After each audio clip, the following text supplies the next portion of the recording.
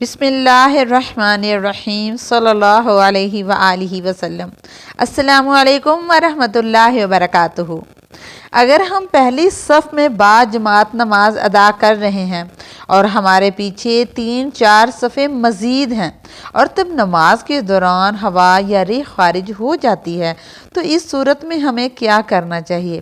کیا ہم نماز جاری رکھ سکتے ہیں؟ کیا وضو برقرار رہتا ہے؟ یا اگر ہم دوسروں کو نماز میں ڈسٹرب کرنے کی نیت سے وہیں کھڑے رہیں اور بعد میں وضو کر کے نماز کو مکمل کر لیں تو کیا ہم باجماعت نماز کا ثواب ملے گا؟ ناظرین گرامی، یہ ایسے سوالات ہیں کہ جن کے بارے میں پوچھنے سے بھی ہم شرماتے ہیں، اور پھر جب کبھی ہمارے ساتھ ایسا معاملہ پیش آئے تو علم نہ ہونے کی وجہ سے ہم اپنی نماز خراب کر بیٹھتے ہیں، بلکہ اکثر اوقات تو ہم ثواب کی نیت کی بجائے گناہ ہی حاصل کر لیتے ہیں۔ قرآن کریم میں 100 سے زائد مقامات پر نماز کا ذکر آیا ہے، جن میں سے 80 مقامات پر صریح نماز کا حکم وارد ہوا ہے۔ جب اذان ہوتی ہے تو ہم اپنا کام کاج چھوڑ کر مسجد کی طرف رجوع کرتے ہیں تاکہ ہم نماز ادا کر کے اپنے گناہوں کی بخشش اور اللہ تعالیٰ سے اپنی بخشش کروا سکیں۔ حدیث مبارکہ میں ہے کہ اللہ تعالیٰ نے انسان کے اعمال کو نہیں دیکھتا، بلکہ اللہ تعالیٰ انسان کی نیت کو دیکھتا ہے کہ وہ کس نیت سے عبادت کر رہا ہے۔ نماز، جسے ہم اہم فریضے کی ادائیگی کے لیے باوضو ہونا اور دوران نماز باوضو رہنا نہایت ضروری ہے، اس لیے ہم وضو کر کے مسجد میں نماز ادا کرنے جاتے ہیں، کیونکہ وضو کے بغیر نماز ادا کرنا ثواب کی بجائے گناہ کے زمرے میں آتا ہے۔ اس لیے ہم جب بھی مسجد میں داخل ہوتے ہیں تو باوضو ہوتے ہیں۔ نماز کے لیے ضروری ہے کہ ہم جس جگہ میں نماز ادا کر رہے ہوں تو اس جگہ کا پاک صاف ہونا بھی ضروری ہے۔ وہاں روشنی ہونی چاہیے۔ اندھیرے میں نماز ادا کرنا جائز نہیں ہے۔ ہمارا جسم اور پاک کپڑوں کا پاک ہونا بھی بہت ضروری ہے۔ نماز کو ادا کرتے ہوئے بھی ہمارا وضو برقرار ہونا ضروری ہے۔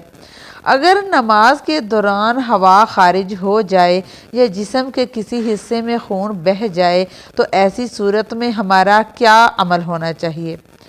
آئیے کچھ واقعات اور احادیث مبارکہ سے معلوم کرتے ہیں کہ ایک دفعہ چند لوگ مسجد میں نماز ادا کر رہے تھے کہ کسی ایک شخص کی ہوا خارج ہو گئی۔ جب ہوا خارج ہوئی تو اس کی بدبو سارے کمرے میں پھیل گئی۔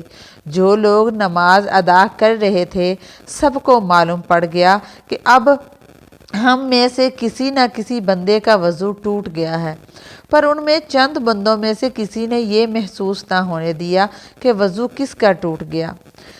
اس نے شرم کے مارے نماز نہ توڑی بلکہ نماز کو جاری رکھا۔ اس کا پردہ رکھنے کے لیے یہ چاہیے تھا کہ وہاں جو 2-4 لوگ نماز ادا کر رہے تھے وہ سارے وضو کر کے دوبارہ نماز کرتے تاکہ اس بندے کو شرمندگی نہ ہوتی اور نماز کو پھر سے ادا کیا جاتا، پر نمازیوں نے ایسا نہ کیا۔ ہمارے دین اسلام میں بھی حکم ہے کہ کسی کی پردے کو ظاہر نہ کیا جائے جس سے اس کی دلازاری ہو، لیکن یہاں سوال دلازاری کا نہیں ہے۔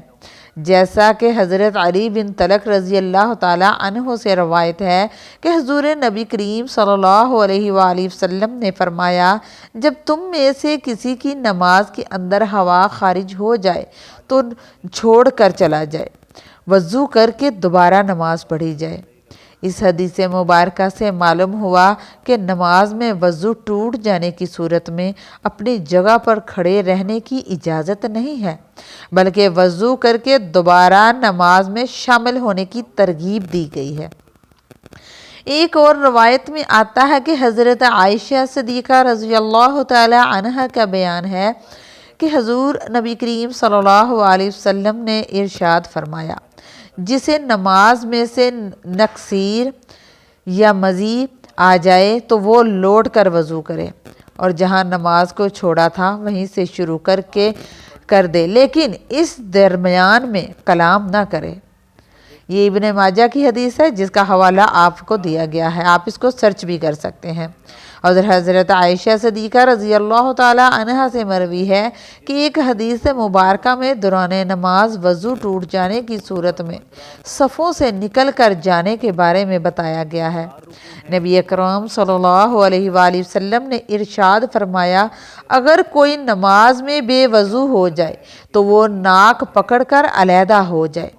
حدیث سے واضح ہے کہ اگر کوئی مسلمان بھائی باجماعت نماز ادا کر رہا ہے تو اس کی ہوا خارج ہو جائے، چاہیے کہ وہ پہلی صف میں کھڑا ہو یا دوسری صف میں، اس کو چاہیے کہ نمازیوں سے الگ ہو جائے تاکہ اس کی بدبو سے دوسرے نمازی تنگ نہ ہوں۔ وہ دوبارہ وضو کر کے جماعت میں شامل ہو جائے، اور اگر کوئی رکعت رہ جائے تو اسے بعد میں مکمل کر لے۔ بعض اوقات نماز میں ہم کو وہم سا ہونے لگتا ہے کہ اس کی ہوا خارج ہوئی ہے، حالانکہ کچھ بھی خارج نہیں ہوتا۔ یہ ایک شیطانی وسوسہ ہوتا ہے جو انسان کی نماز خراب کرنے اور اس میں عدم خشوع کے لیے پیدا کرتا ہے۔ اس لیے نمازی کو اس وقت تک نماز نہیں توڑنی چاہیے جب تک کہ اسے ہوا خارج ہونے کا یقین نہ ہو جائے۔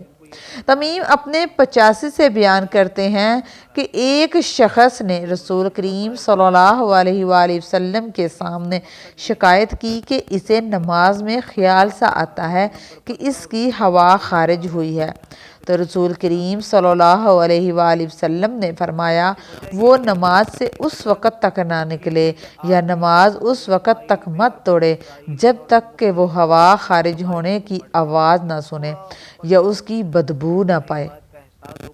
حدیث مبارکہ سے یہ مراد نہیں ہے کہ حکم آواز سننے یا بدبو آنے پر متعلق ہے، بلکہ مراد یہ ہے کہ ہوا خارج ہونے کا یقین ہو جائے، چاہے اسے آواز نہ بھی آئی ہو اور بدبو نہ بھی سونگھی ہو۔ دین اسلام میں یہ حکم کسی جگہ بھی موجود نہیں ہے کہ اگر نماز کے دوران آپ کی ہوا خارج ہو جائے تو آپ اپنی نماز کو جاری رکھیں۔ اگر آپ ایسا کرتے ہیں تو آپ ثواب کی بجائے گناہ حاصل کر رہے ہوتے ہیں۔ نبی اکرم صلی اللہ علیہ وآلہ وسلم کی حدیث پاک سے ظاہر ہے کہ اگر نماز کے دوران آپ کی ہوا خارج ہو جائے، آپ شرم کے مارے کسی پر یہ کچھ بھی ظاہر نہ ہونا چاہتے ہوں کہ ہماری کوئی بھی ہوا خارج ہو چکی ہے، کسی پر ظاہر نہ ہو، تو ایسی حالت میں اپنے ناک پر ہاتھ رکھ کر نمازیوں سے پیچھے ہو جائیں کہ میرے ناک سے خون بہہ رہا ہے۔ دوسرے سب لوگ یہی سمجھیں گے کہ اس کے خون بہنے کی وجہ سے وضو ٹوٹ گیا ہے، اس لیے یہ دوبارہ وضو کر کے نماز ادا کرے گا۔ اس سے اس بندے کی عزت بھی رہ جائے گی اور نماز بھی ادا ہو جائے گی۔ ہمارے پیارے پیارے بھائیوں، ناک سے خون بہنے، ہوا خارج ہونے، قے آنے، یہ سب صورتوں میں وضو ٹوٹ جاتا ہے۔ اگر ایسا ہو تو نمازی کو دوبارہ سے وضو کر کے جماعت کے ساتھ ملنا چاہیے۔ جو رکعت باقی رہ جائے اس کو بعد میں ادا کرنا چاہیے۔